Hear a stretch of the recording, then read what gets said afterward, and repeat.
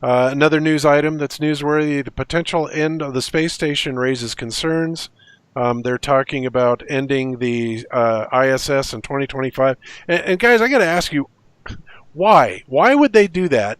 This is our orbiting space station. Unless of course they simply, obviously, cannot afford to keep up the lie any further.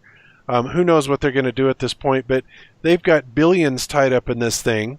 And we haven't seen nearly enough gorilla suit chases or water ball tricks. I mean, I just don't understand why they want to eliminate this in the next 7 years. $150 billion.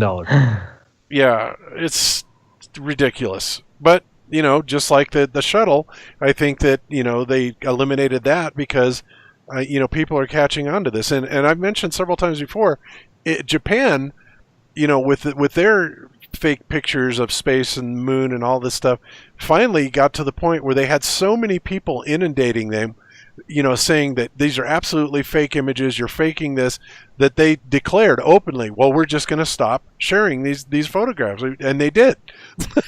Yeah. So, I think the space agencies are shutting down, and I often wonder, if they're not going to go over to the excuse, that possibly this whole the NASA thing was done to bankrupt the Soviet Union during the Cold War, like they did in that one movie I always forget the name of. Interstellar? Interstellar. That was a cool movie too, by the way. Yeah.